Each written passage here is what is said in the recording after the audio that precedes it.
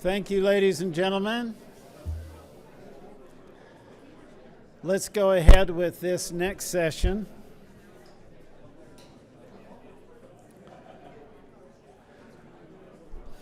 A hush fell over the crowd. We're delighted to be able to get a little more detailed perspective on this happened. This is a real world example of what we've been talking about during the day. The governor mentioned it this morning. This is the experience that Weber County has had with a new development, including 275 homes that'll be available as what the governor calls starter homes. So you have the names for the panel in your materials and all their biographies. There's a lot to talk about, so I won't belabor that. But let me turn it over to Tammy, who can give us some orientation to the project, and then we'll hear from the warriors on the front lines that fought this battle. Thank you. About 4 years ago, and I'm going to rely on Brian to jump in here if I get any information incorrect or don't include something, but about 4 years ago, Nilsen Homes approached Weber County to rezone about 240 acres up north, kind of sandwiched in between a couple of municipalities. Over the course of a couple of years, negotiations and such, the property was rezoned to look like this. Okay. Last year, Nilsen Homes approached us. Now, just to give you a little bit of an overview, scroll forward a little bit. 240 acres about within this rezone. There's an associated development agreement, architectural standards, open space in various forms, a park, pathways, greenways. If I can get this going, there we go. What was previously approved was 725 dwelling units. Now the original ask was for 1,000, and we had an elected official who's no longer serving with Weber County who capped it at 725, who may or may not be talking about filing a lawsuit over these additional dwelling units. I don't know. But the ask was, so this is just kind of a brief overview. What was presented to the county about a year ago was an ask for an additional 275 units, attainable units. We had a lot of meetings with Nilsen Homes to talk about what that might look like. They've been great to work with, very responsive, and have spent a lot of time kind of going over some various scenarios. And so what they were asking for was an additional 275 units, but they would all be earmarked only as attainable units. None of these would originally sell at market value. Some of these lots, just based on the first few plats that have recorded, they're all sized about like this, and they've got a few of these attainable units in here. There were a few things that came up as we discussed this project. One of them was, how would these be integrated into the development? We didn't want to see pockets of nothing but these starter homes. We wanted to see them be a part of the community and not eventually what often happens, kind of their own little community in there. So this is a little bit of information here. We talked about the need for these to be owner occupied. We didn't want these bought by an investor and used as rentals. That was imperative. Starting price, $400,000. Brian's going to give you a much prettier presentation on all of this in a few minutes here. When the proposal was first brought to the county, we were a little cautious because this had gone through a really rigorous process of getting the original 725 units approved. It had gone through public hearings. There were a lot of comments and questions and concerns from the public. And so the county really we had questions about the motive of the developer, questions about how this would be overseen, how can we guarantee that these would be attainable units. And so these were some of the concerns that we had, which Nilsen Homes frankly beautifully addressed when we met with them in the meetings and ultimately in their amended MDA. The bottom question is a good one actually, because we went back and forth especially about the deed restriction.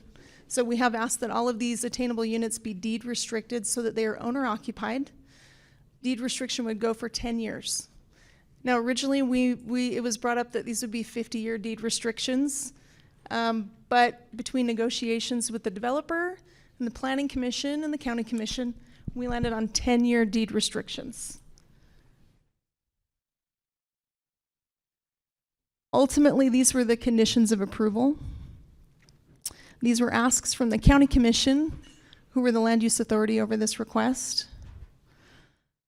A couple of things to note. So this development now, with this approval, is 1,000 units.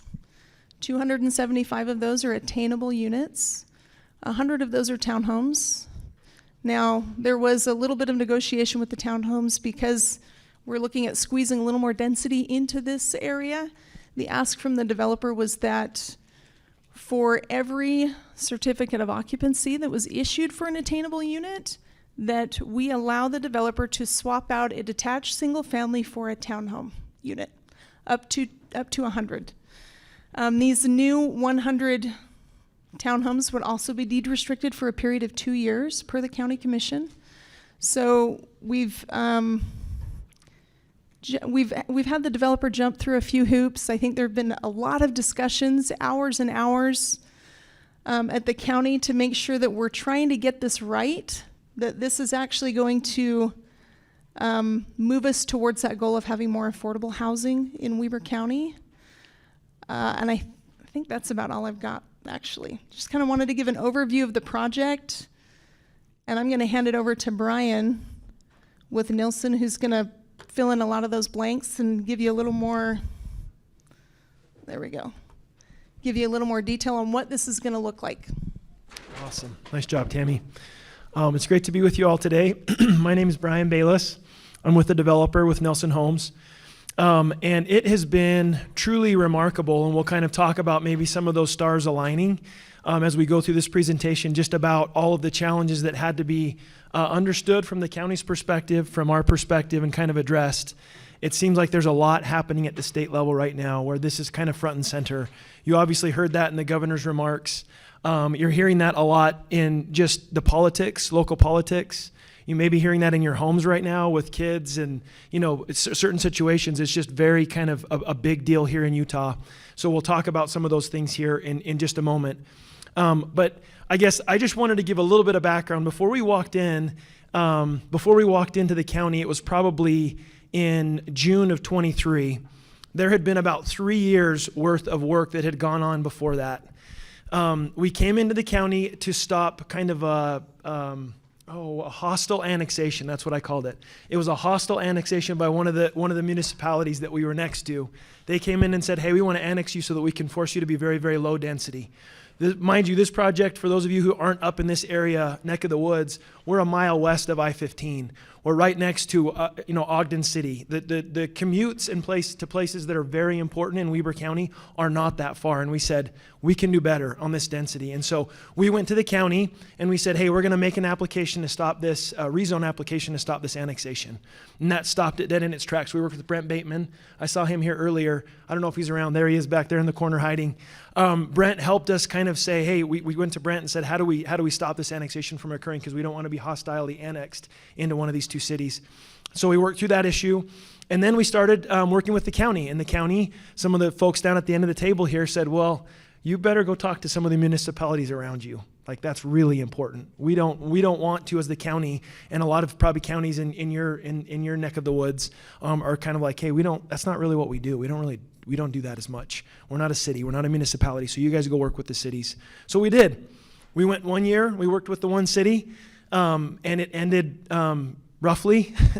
And so we went back to the county and said, okay, we did it for a year. We're back. And they lovingly looked at us and said, okay, well, there's another city right next door, so you better go talk to them too, which we did. And it was difficult. It takes a long time to kind of understand the city's concerns, how to address them. And so we went to both cities, tried to work that out, and it just was untenable. Wasn't going to work for different reasons. But yeah, I've got a little bit of PTSD when I think about this project and how long it's been working. But it was the right thing to do at the end of the day, because when we ultimately got our approval, first in December on that original entitlement that Tammy was talking about, and then again here this July, I think it was the end of July, like July 30th, there wasn't a lot of public clamor or pushback. There were questions, good questions. The residents were concerned, as they should have been, and so we were able to address those, but there wasn't the public clamor that I've experienced in some of these other big projects where you're talking about 1,000 units. That's a lot of units. And I don't think there was one public comment in that last commissioner meeting, which we were really grateful for. So with all of that being said, that was a little bit more background. And so when we walked in for our application, there was all of that history to go through, and it was time consuming. The landowner had to be patient. I'm going to zoom through these slides because, again, I wasn't sure how much of this information would be covered. You guys all heard the governor talk about this today. This is a clip from the governor.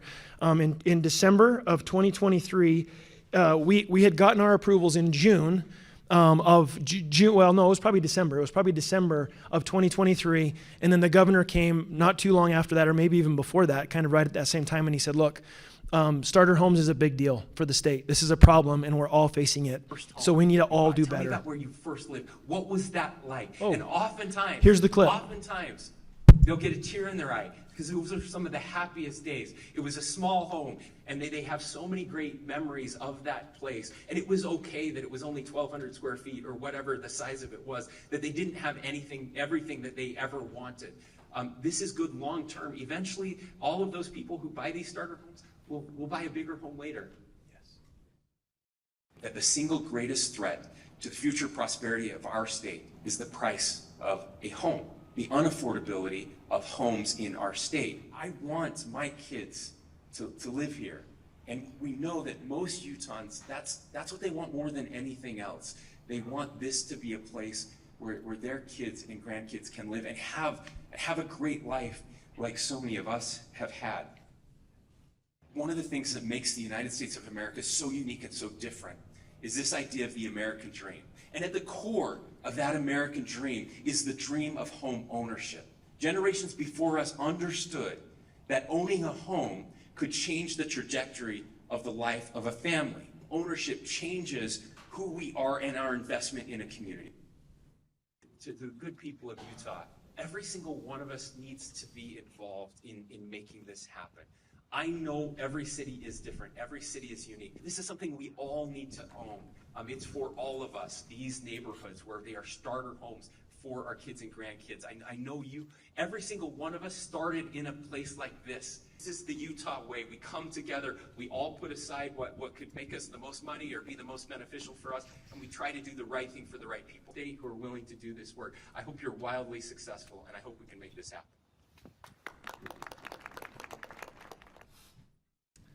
So that was the press conference in 2023 that got us thinking about how do we do this? How do we stretch? How do we as a builder do our part, as a builder developer, do our part in our neck of the woods up in Weber County is where we're primarily focused to say how can we do our part? And so we went to work. We went to work from a design and architecture perspective, which is such a big part of these starter homes. And we were kind of inspired by a lot of the post-war era homes, a lot of the things that the governor talked about earlier today and in that clip. And so as we looked at that, we said there's got to be more density. We've got to have smaller lots. We've got to make this work. And so as we did that, this is again part of the challenge. But these are all headlines that Utah struggled with for a while. So I think we all in this room, everybody here in this room, should understand this challenge intimately well, and the difficulty that we face here in Utah. I really like this graph. We're not going to get too much into this data, but the one on the bottom left, you guys can't even see my laser pointer there. The one on the bottom left is really compelling. I think that graph really indicates or highlights why we didn't experience this problem, the affordability problem that we are experiencing right now to the degree that we're experiencing it. Back in 2016, there was kind of a tipping point. 2016, prices continue to go up, and this graph essentially shows you, the percentage of homes that could be afforded by median income earners. So in 2016 is where that bar grew the highest. That was about 80% of the median income earners, the percentage of homes that could be afforded by median income earners. And so as you see that graph progress year over year, 2016, 2017, and then COVID was a big hit, you can see a big drop there where that percentage of homes that could be afforded by that median income owner shrunk. And now we're looking at 2022. I think the latest data on there is 2023, and only 12% of median income earners can afford a home. And so this problem has really been, in the last 6 years, really exacerbated due to a lot of factors that we've all kind of been able to see, demand, supply being one of them. Anyway, so I'll jump to kind of the nuts and bolts. Tammy covered a lot of that, so I don't know that we need to spend too much time covering this, other than maybe talking about a few key points. Architecturally, these homes, some of them will have basements, some of them will not. Some of them will have garages, some of them will not. Those are two things that we excluded from the base price of the home because those things are optional, right? So those aren't included in that $400,000 price point, nor is the landscaping, because those are all components that we felt like to really make this the quality community that the county wants. Those are added things that we're adding to that. So that doesn't qualify under that base price of the home. So that $400,000 and below, again, if it included a garage or a basement, it could exceed that $400,000. But those were things that, particularly that the garage and the basement are sweat equity components to a home, that if somebody's gonna move in and really stretch to get into that home, those are ways that they can add equity and value. And so those aren't included in the price. And then the landscaping was another really important component of quality that we talked about with the county. So that's kind of the baseline. They had to be single family, and they had to be detached, and they had to be affordable. And so that's kind of where, those were some of the criteria to resolve the county's concerns that we were trying to address. Those were some of the things that we implemented. In terms of the owner occupation that Tammy talked about, the county didn't want didn't want these turning into rentals, number one, and they also wanted to have the equity that was built by these discounts that we were providing to go to the homeowner. And so they didn't want that going to an investor. And so it was very important that we have those homes be deed restricted so that only the owner can occupy those homes. It's not a percentage of income. There's no AMI requirements, none of that stuff. That's typically what you think of, at least I do, when you think about deed restrictions. It's just if you own this home, you can live here. Otherwise, you can't live here. So that's the only deed restriction that we were able to kind of work through with the county. In terms of the attainable pricing, we already kind of talked about that. I'll mention one more thing on this one. This is priority pre-sale. So the county came to us, I remember vividly, in that planning commission meeting. There was a planning commission meeting and a county commissioner meeting. And Jim was kind of leading the discussion, who we'll hear from in a minute. And he kind of looked around the room and said, okay, what do you guys think, planning commission members? And the planning commissioners all said, we don't want to solve the problem for other people. We want to solve the problem for Weber County, and we want to solve the problem, this attainable housing problem, for the people that need it the most, the teachers and the first-time home buyers and the first responders and some of those people. And so we kind of thought long and hard about that because we were like, oh, how do we do this and avoid all the legal requirements associated with that? And so what we came up with was this 2-week priority period where when the home is complete, we set the pricing, and then we have to market that exclusively. If anybody comes in with an application that is one of those four categories, first-time home buyer, first responder, active duty military, or teacher, then they have the chance to kind of move to the front of the line. And so anybody that comes along that meets those criteria, and they have to sign their own affidavit. But we're not getting into AMI. We're not doing a long program. It's like we want to build homes and sell them, and that was a quick and easy way for us to do that and keep all the laws according to the FERPA. So, and then we'll run through attainable. We talked about this, the base price of the home, $400,000, excluding garages and basements. There's a range. We hope to be able to get down into the 350s, 340s, and then some of those attainable homes with the garage, basement, landscaping could get quite a bit higher than 400. So that's how the pricing will work. This was another really important thing that Tammy talked extensively about, just in terms of the quality of the community. How can you guarantee us, Tammy, the staff, commissioners, planning commission, everybody was concerned about this, as I'm sure all of you are in this room, to say, how do we do this well so that it doesn't turn into a ghetto or a place that people don't want to live in 3 to 5 years? And so we spent a long time tackling that one, and it wasn't an easy solve. But part of the ways that we've done this is to integrate these homes. So those blue dots identified homes that are the starter homes, and then the rest of the homes would be market rate. So there's a lot of integration that occurs. A couple of other kind of quality issues that we'll talk about just quickly, and then I'll pass the mic along, is just the design, the architecture, the garage placement, access, front porch driven communities. We have quite a few alley loaded product. A lot of it's front loaded, most of it's front loaded. But vertical variation. We're going to put these starter homes right next to the homes that are market rate, and we have designed them in such a way that you won't drive down the house and be able to tell a significant difference. There's a price point difference, as there is in any of your communities that you're working on or building or as a city, but it won't be dramatic, and that was important for us. installed landscaping. We're installing front and backyard landscaping. Streetscaping is a really important part. We spent a lot of time thinking about the streets and how it integrated with the community, and then amenities that really matter. This is a heavily amenitized community that we're really excited about, and you have enough units to be able to justify those amenities. Professionally managed HOA, and then we are the builder. So we're invested in the long-term commitment. I worked at places where we sell land or where we're kind of entitling dirt to sell to builders. When you're not the builder, it's hard for you to make those commitments. So that's one of the benefits that some builders provide, and we do. We take great pride in our communities. And I think with that, these are the house plans. So these are our first homes that we'll be building in the first phase, which are under construction right now, by the way. We're super, super stoked about that. They're being built, started about 3 to 4 weeks ago, and we're hoping that we'll be delivering by the end of this year. But these are the first batch of homes that we'll be building, and then we'll a lot more options and smaller homes, larger homes kind of to come. So you can see the square footages. Those are really small, aren't they? 2-bed, 2-bath on the top with the Heather, and then 1,100, just under 1,100 square feet. The bottom is the Charlotte with 2.5-bath, 3-bed at 1,400 square feet, and both of those have 1-car garages.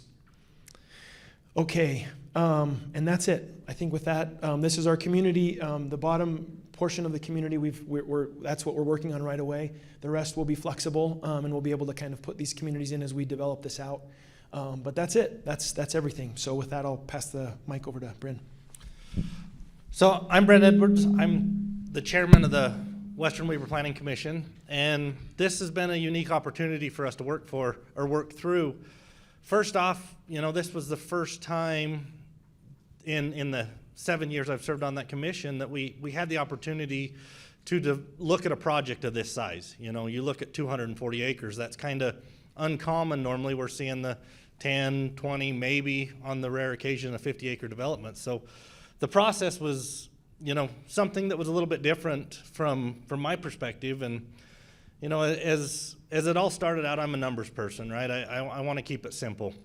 And the first proposal that went through, 240 acres, 725 units, that's essentially third-acre density.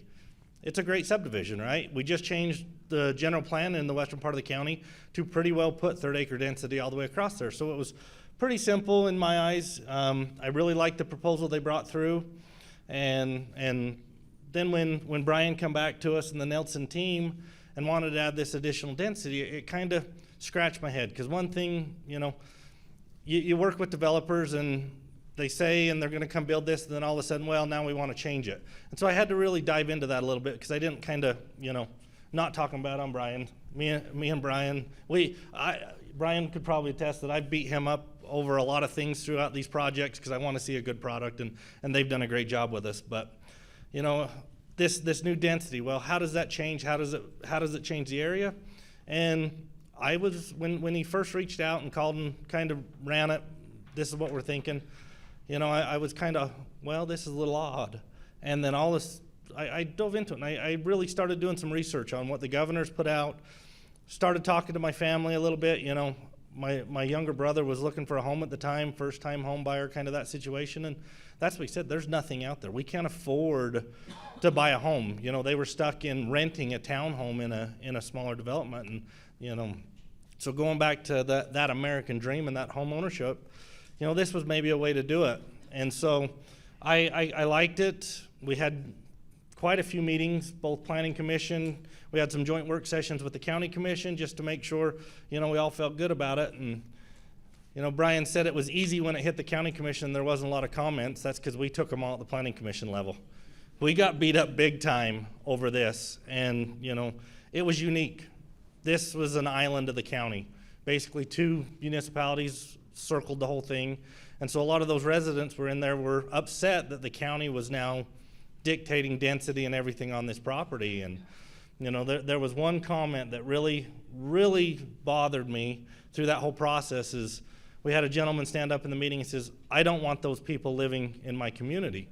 And that kind of hit home, and it goes back to why we wanted to focus on first responders, teachers, public servants that are giving back to the community in other ways that don't make a ton of money to be able to go out and, afford some of the homes. And, I just told that gentleman after his comment, I was that person. I am that person. I worked for my whole background's in municipal. I worked in the public works sector. I worked as a first responder, and I says, you know, those are the people you don't want to live there. Those are the people we want there. We want them in your communities. And so that was why it was one of the big things for me is I want to make sure that we are taking care of those folks, and I want to make sure that we're taking care of the folks that serve our areas. Let's give back to the community, you know. Weber County has a statement, and I hope I don't steal one of you guys' topics here, but winning in Weber is the theme. And, you know, to see Weber County and you know, Nelson bringing this project to come through to where we can kind of be the leading area and kind of set that bar, I was proud to be a part of that project as well for that reason. You know, let's see what we can do. Let's make this work. You know, most developers as they come through, you know, it's all about the bottom line, and we don't want to see we want to see successful projects. We want to see them make money as well, but we also want to see, you know, how does that benefit the community? And I think this benefits a lot of the community in a lot of ways. And so, yeah, I could dive in more, but I'll turn over to Sharon. Mr. Bolos. Thank you. I'm Sharon Bolos, Weber County Commissioner. I came in a little late to this project. The first approval had been done by the time I took office. And so I heard all the background secondhand after the fact. So I knew that it was a little controversial to begin with. When Nilsen Homes approached me and asked for this change in the development, I was excited to entertain that. I was actually serving as the mayor of West Haven when they built the project out there, which was the location of the governor's press conference in December of 2023. And when they brought that project to us in West Haven, it was completely unprecedented in West Haven. We had acre lots. We had just reduced that in the recent past to half-acre lots, and that's what the density was allowed in that project. And they came to us with a plan and a proposal to say, let's allow us to build that density, but cluster those homes to leave a lot of public open space, and also to give an opportunity for different housing choices in that development. It was 100 acres at the time. I think it's expanded since. But it was something that was intriguing, and we ended up passing that, and that subdivision is still under construction, but we just went out to a ribbon cutting recently of one of the amenities that Nilsen Homes put in there. And I realized over the course of time what they had done with this proposal that they brought to us so many years ago. And so when they came into my office, I'm going back to the slide that Tammy presented about the trust in the developer. I had a unique perspective of knowing that this developer would follow through with what we were asking, and they would be willing to work with us.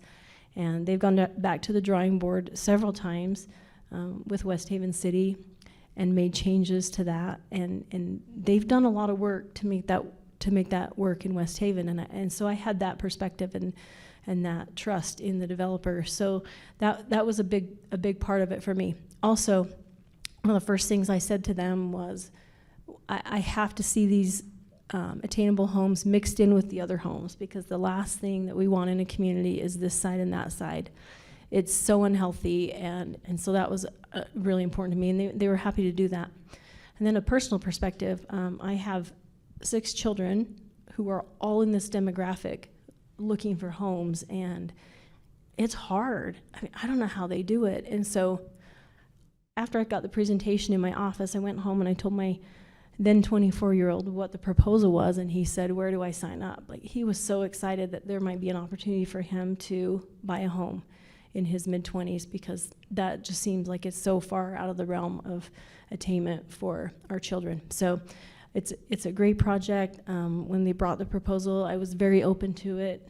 I knew it was needed. I knew that we could trust this developer, and it's really exciting to me. I'm really looking forward to watching it unfold.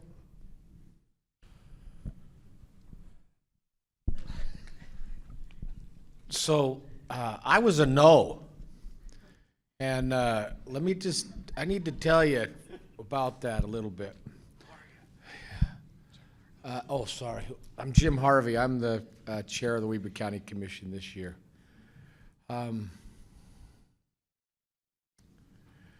I need to set the stage. We're a county. We're not a municipality. We're not a city. And everything out there to the west, the smallest lot was 1 acre. And if you wanted something a little dense, then the city had to come in and annex that into their property. So you've got all these people that are multi-generations out there that are living on these big family farms, and nobody wants to farm out there anymore. I spent a lot of time out at a place called the Golden Spike Event Center, and in 1995, we had more horses per capita in Weber County than any other county in the nation. That speaks, and that's really important to know. But as these farms started to sell off, they were the retirement for those farmers, and nobody wanted to farm anymore. And so I knew those people being out there for 25 years at the Golden Spike, and I knew their passion for these 1 acre lots. And so I was a no. And I told Brian and everybody, no. And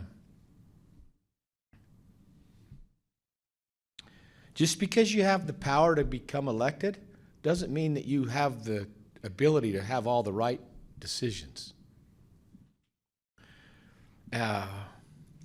One night, and this is, I'm just telling you how it is.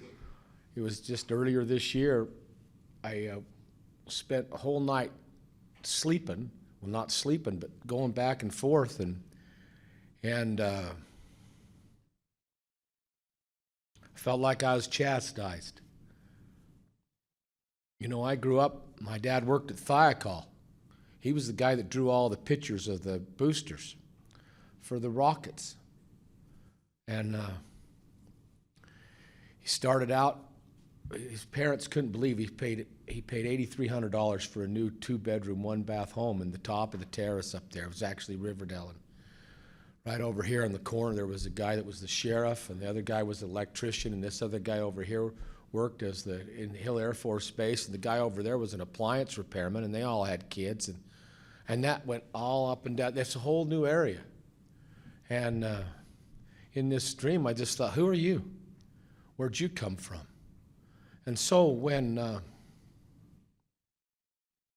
they said, we don't want those people in the neighborhood, I thought, you know, I've been contributing. I've been giving back for a lot of years, and not just at work, but through PTAs and schools and reading with kids and through churches and everything else. What do you mean you don't want volunteers and those kind of people in the neighborhood? And it kind of, that morning I flipped. You heard about politicians that flip-flop? I'm the poster child right here. Because it became, I realized I was wrong. And ironically, you know, my schedule is such that sometimes I don't even look at my appointments. I don't know what I got tomorrow. But I look at my appointments like, what's the rest of the day? And ironically, on my schedule, that first appointment was with Brian and Jed Nilsson. And I just thought, wow, of all the times. And they were expecting me to come in and kick their teeth in because I've been a no for so long. And we got there and they started talking about this project and these attainable homes and deed restrictions and the price of them. And then even better financing through America First and Bank of Utah. And I just thought this is exactly what just happened for me. There's no such thing as coincidence on that. And I turned that right there into a yes. And so that's kind of how that all happened. I've been told by, and I've got a great deal of respect to Cameron Dill back there at the League of Cities. He was in my office later that day. Cameron doesn't come. We're a county. He's the city. And he came for another meeting, another cause, and he says, you know, this wouldn't have been done in another city. We had to do this at the county level, and I'm glad we did. I do not regret, and I'm happy to say, I know you're filming this, but I do not regret my decision at all on this, because it's the right thing to do. And I'll tell you, and I realized by doing it, there's a lot of political pressure there, and I'm getting my teeth kicked in by some of those cities out there. But I'm old, and I'm probably going to lose my teeth in a while anyway, so it doesn't really matter. But it's still the right thing to do. And we have, I'll tell you right now, in Weber County, our team is as good as I've seen it. I've worked for the county now for more than 30 years. We are humming along. We get along with Ogden City, which is fantastic. That hasn't happened for a long time. Our planning commission is out of the park. They're smart. They get along. They know what they're doing. Our team of workers in the county are fantastic. And it was with their recommendation that it was easy to support. We have things are going great in Weber County, and I've had some great support. I'm sorry, I'm going to call you out, but Mike Ostermiller has been another guy that's he's kind of led and taught me. You know, I grew up in the travel business, and then I started doing fairground stuff. Where does that qualify you for land use and all that other stuff? I'm learning. I'm learning from people who teach me, and it's been a wonderful experience. I think I covered one. What comments or questions do we have from the audience for this panel? Okay, Mayor Silvestrini. So we heard the governor talking about deed restrictions for home ownership, and a lot of us are trying to play in that space. And this is a technical question for you, kind of comparing notes, and that maybe you don't know the answer, but on the deed restriction for single-family ownership, what's the remedy? How do you enforce that? What happens if I buy one of these starter houses and then I decide to rent it? What's the mechanism in the deed restriction? Great question, Jeff. We went kind of around and around, and where we ended up was it's a violation in our HOA. So we put it in the HOA documents to say it's a violation if you're renting your home out. We kind of kicked the can down the road in some ways, and we're very specific in other ways. So the ways that we kicked the can down the road is we kind of said it's a violation of the HOA, and how we decide to impact that and implement that will be up to the HOA as we kind of figure out the severity of the problem. So we've kind of opened the door there for us to have the enforcement mechanism to do that. Now, who is the deed restriction in favor of? That was kind of another hot potato, and there were some legal issues that we could, you know, Jeff, it might be good to kind of go offline. The county's legal team did a great job of kind of helping advise us, and we, with Mike Ostermiller's help and other folks' help, we kind of figured out, and our attorney's help at Curtin and McConkey, we kind of figured out some good middle ground language. But that deed restriction is, it's our commitment as the builder is to say, when these homes sell, we'll do an audit through a title company, and we'll tell you, county, that the deed restriction is still in place.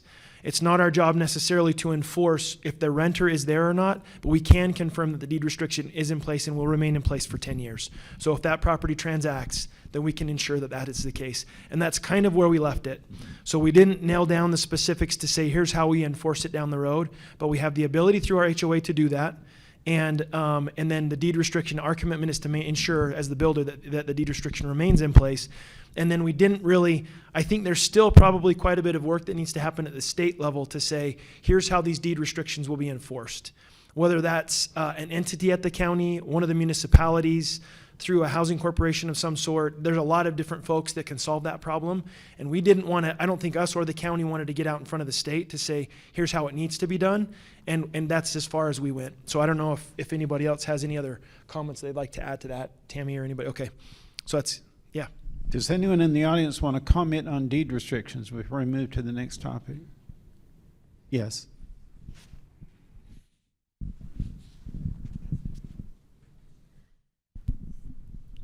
As you began to discuss at the beginning of this, one of the core elements is the affordability of the product. Did you cap or limit the increases on the HOA fees as part of the deed restriction?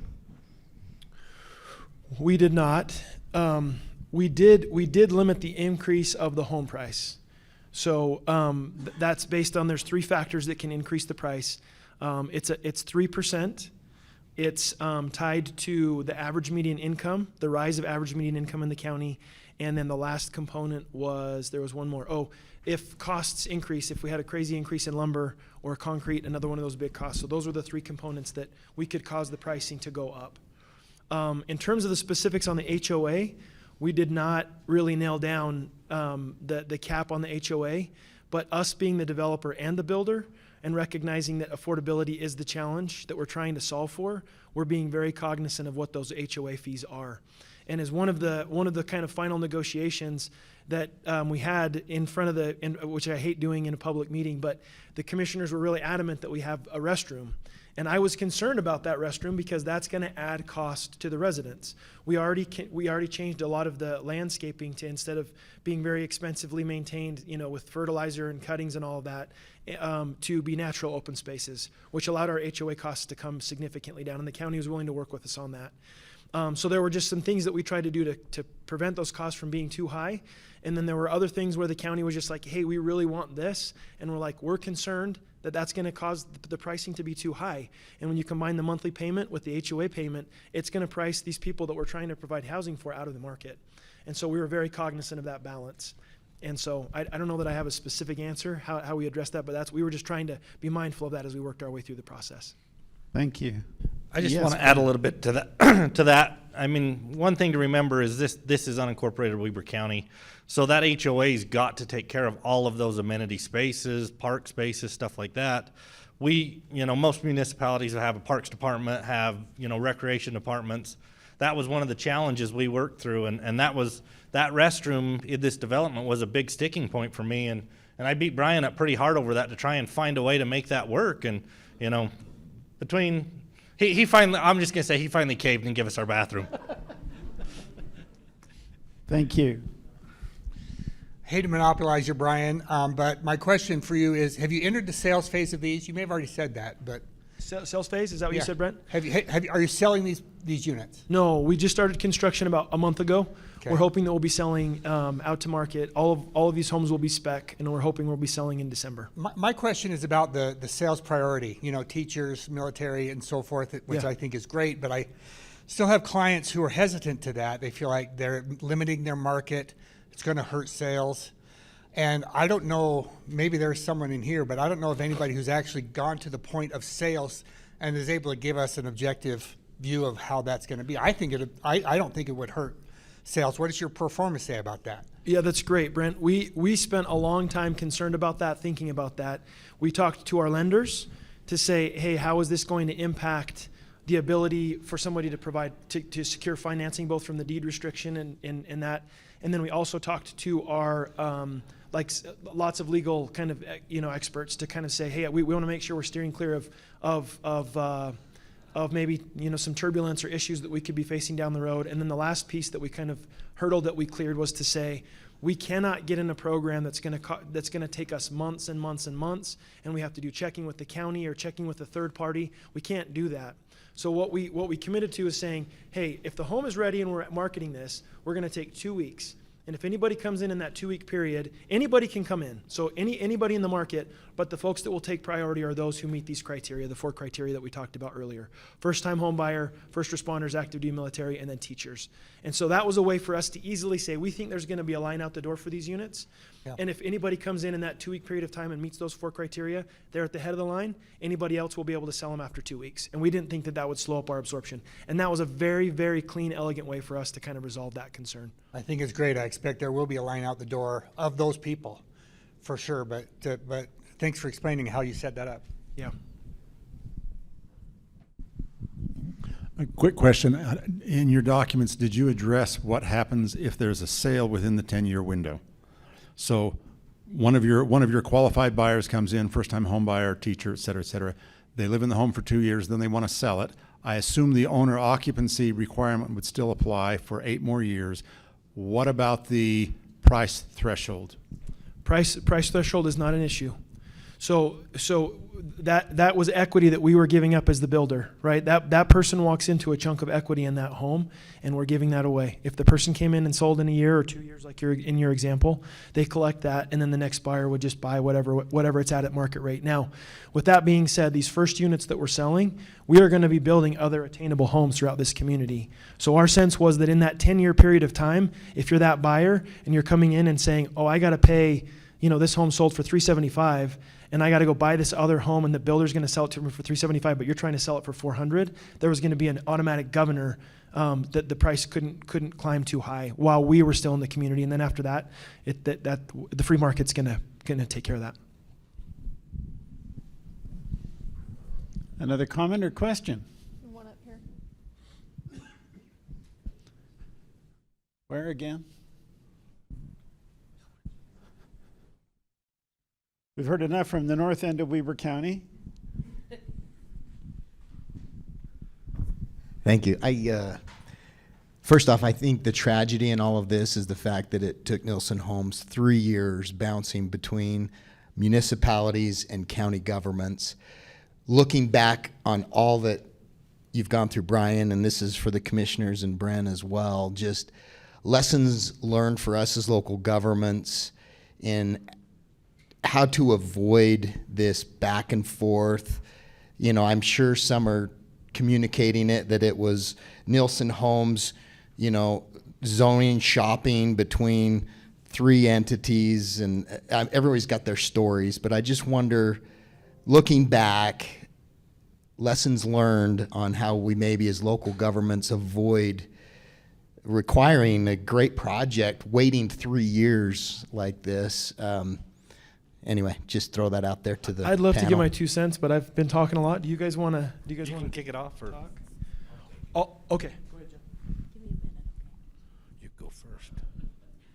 Well, so I actually attended city council meetings and begged those cities to take this project and, you know, relax a little bit, and they wouldn't do it for whatever reason. It was anyway. It's so. I don't know.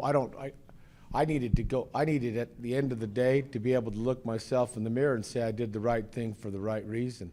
And so I don't know. I can't answer that. Maybe Sharon can. I have maybe one suggestion, and that is visibility. This is kind of a pioneer project, and now it's something that other municipalities can look at and can show their planning commissioners, can show their elected officials, and show their community. This is what we're trying to do here, and it takes a pioneer in anything, really. So I would say look for an example and share that, and hopefully we've provided one here in the county. So just to build on it a little bit, you know, you look at, no one wants this in their backyard. That's what we hear all the time. It doesn't matter what kind of development it is. No one wants to see the open space. No one wants to see the farms go away. And, you know, it's a mindset from the general public, I think, that's got to change a little bit, that development's coming. You know, I think it's been mentioned up here, Commissioner Harvey mentioned it. The farms aren't going to stick around forever. The development's coming. So let's do the development in the best way we can. And, you know, Matt, you could probably think to 8 years ago when this first proposal come to Plain City, and I was wearing a different hat at that time, and that proposal had like 1,800 units on this particular piece of ground. And to see how it's worked through the years to get to where it's got today, I think it's unfortunate, and I agree that it took that long. But I think being that property was in the annexation boundaries of another city, you kind of got to do the due diligence, right? The county's not, it's a municipality, but it's not a city municipality. And, you know, long term, you know, it's going to end up in one of these 2 cities that didn't take it eventually. And, you know, I look at it from my perspective is they're kind of foolish not to. You know, going back to my career side of my life, a subdivision is kind of a one-time money grab for a city, right? After that, it kind of becomes a liability. You get your building permit fees and you get your impact fees. And you look at the revenue that these cities are losing by not taking it in, I think it's foolish of them. You know, and I think it goes back to that same thing as we didn't want it in our backyard, and I guess that's unfortunate, so. Bill was at the county. Craig, Bill was at the county. Do you want to have him comment? And then I'd love to add just a couple of other things. If Bill was at the county when we were taking this through, so he had kind of a different perspective on this. Well, and I just want to second the thought that the staff at Weber County is world-class and really second to none. They're fantastic. And the way that they work together and with the planning commissions and with the county commissioners is truly inspiring and leads to good outcomes. And so I'm grateful for that. One of the things I wanted to have you guys talk about is how this might be rolled out in other communities.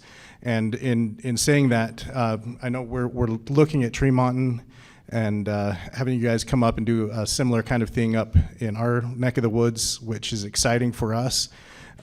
So thank you to Weber County for breaking all of these barriers and really going through all of the difficult steps to get to where it's a good product and where we can kind of hopefully emulate what you guys have done without some of the growing pains.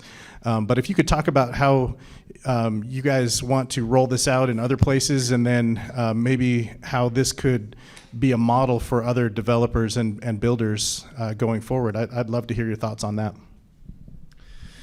So let me just ask you to also explain, it's not just starter homes. What else is in the project? What's in the big picture? What other types of land uses and types of housing options are available within this larger project? Okay, let me see if I can capture all the things that were in my head and then what's been asked.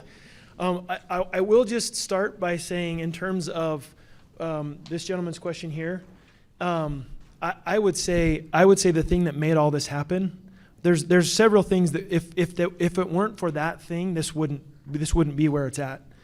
And ironically, the fact that it took 3 years, that's one of those things. If this would have happened in one of those two cities, we wouldn't be having this conversation right now. So I look back, and it's easy. Hindsight's always 20/20, right? Because at the time it's like, wow, this is really painful. Jim, I don't want to go back there. Don't make me go back there. So yeah, so it was really kind of a frustrating process. But looking back, that's one of the biggest ironies. And then I will also just say leadership. Anybody here who's in this room, like, developers kind of have to by default kind of take the bull by the horns and make applications. But anybody else who's here, you have like a voice, and your voice really matters. If you're on the planning commission, it really matters. If you're on the city council, it really matters, or county commissioners. And if you're a staff member, it really matters. And there was a tremendous amount of leadership that took place, that if we weren't in Weber County, I really do firmly believe that, if it weren't for Weber County, we would not be doing what we're doing right now. To Bill's point, Bryn's point, and the commissioner's point, like, the staff is exceptional. They pushed us hard, but they took leadership, and they weren't afraid of having some of those hard conversations, and the commissioners were in the same boat. Leadership really matters. In so many places you don't have that. People aren't, it's easier to kind of take the back seat because, as has been said before, I want to get reelected. And that's, again, not the worst thing, and we as developers have to recognize that at our peril.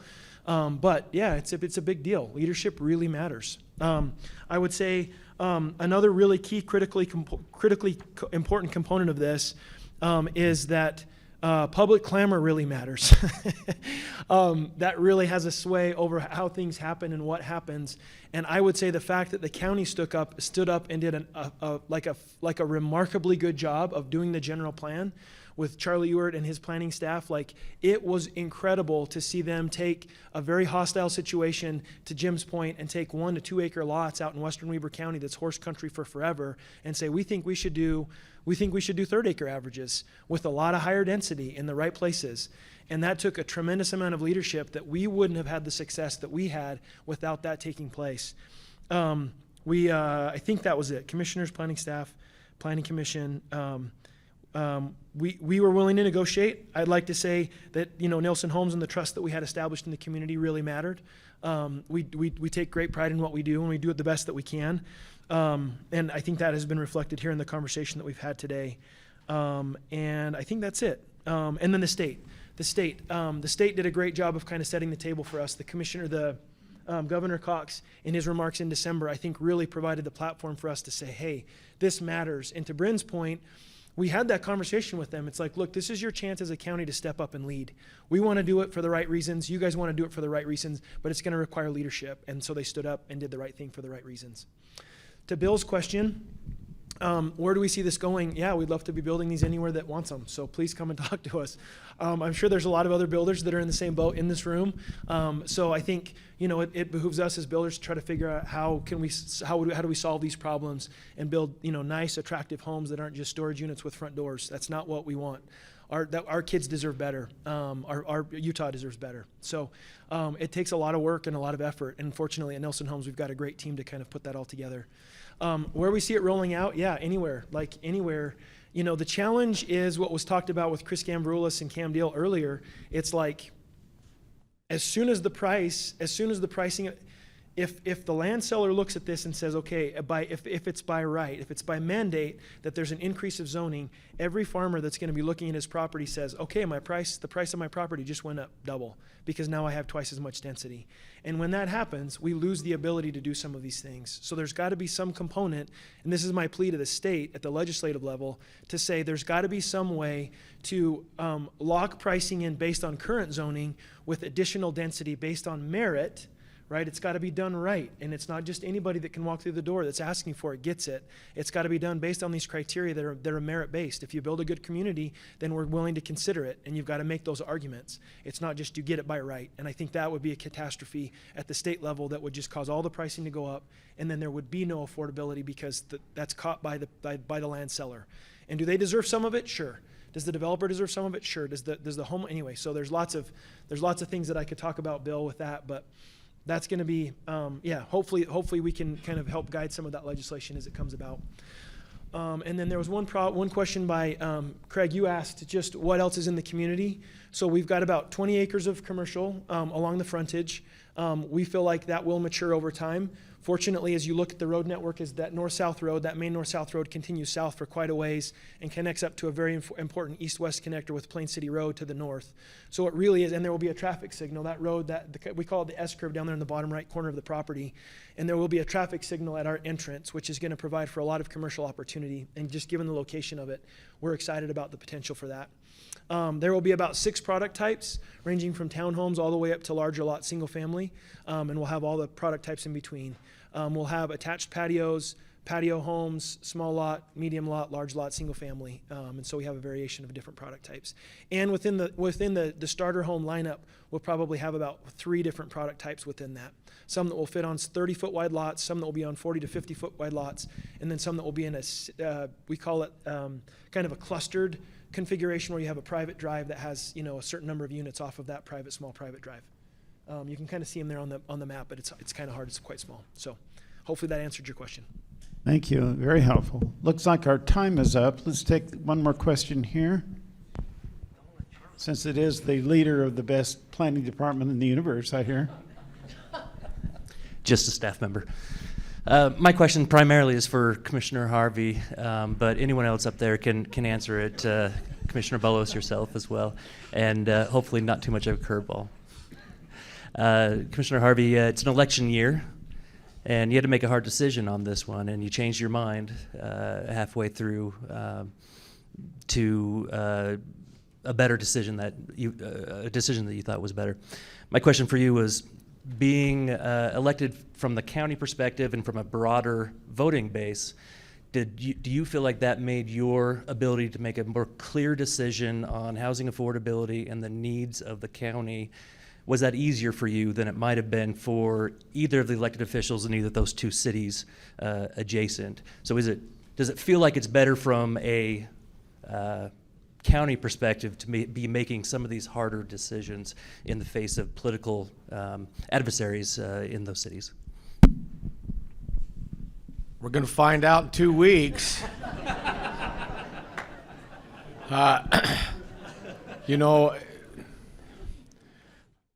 When it all comes down to it, though, at the end of the day, I got to live with that decision, and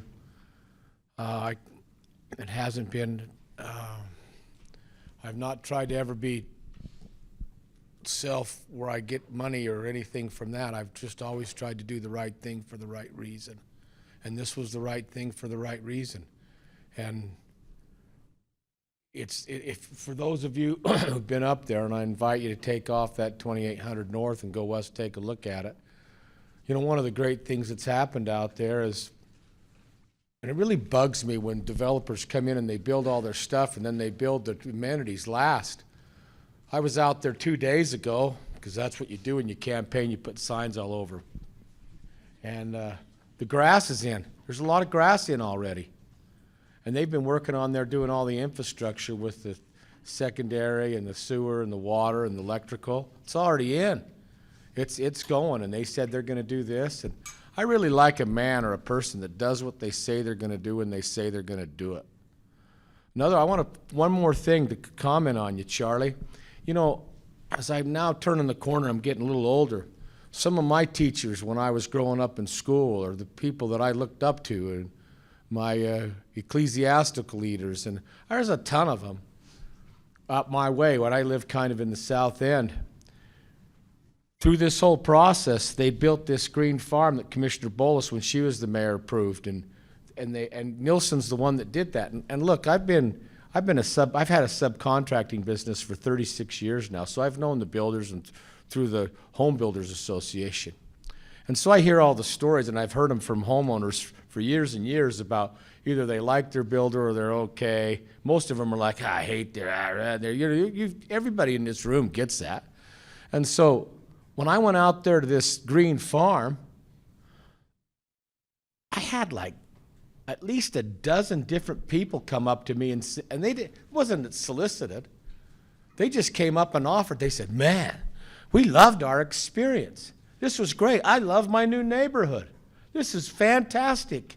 This is the best thing I ever did. We got one floor now, and we'd love this, and the neighborhood's good. And that was such a sharp contrast to what I'd heard for the last 36 years.